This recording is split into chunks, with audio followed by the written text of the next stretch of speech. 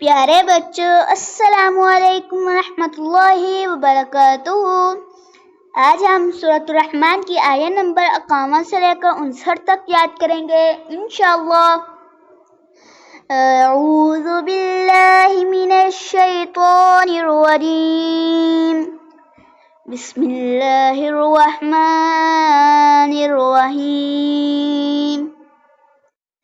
فَبِأَيِّ آلَاءِ رَبِّكُمَا تُكَذِّبَانِ، تو کون سی نعمتوں کو اپنے رب کی تم جھٹلاؤ گے؟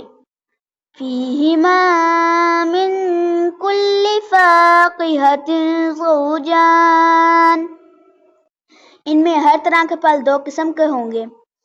فَبِأَيِّ آلَاءِ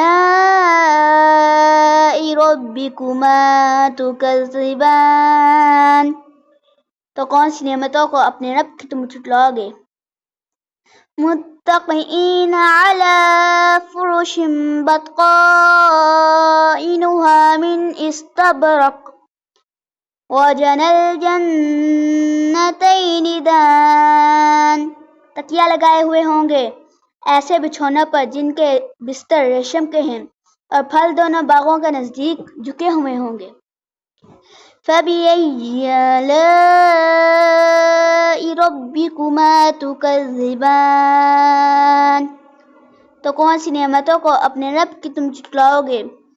فِيهِنَّ قَاصِرَاتُ الطَّرْفِ لَمْ يَطْمِثْهُنَّ إِنسٌ قَبْلَهُمْ وَلَا جَانٌ، ہوں گی ان میں شرمیلی نگاہوں والیاں، نہ چھوا ہوگا جن کو کسی انسان نے ان سے پہلے اور نہ کسی جن سے۔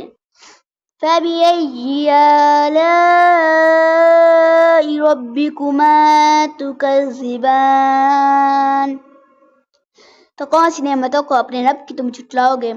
كَأَنَّهُنَّ الْيَاقُوتُ وَالْمَرْجَانُ، گویا وہ یاقوت اور مرجان۔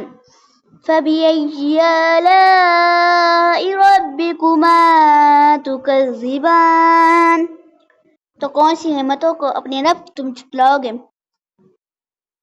صدق اللہ العظیم۔ جزاکم اللہ خیر، احسن جزا، فی امان اللہ۔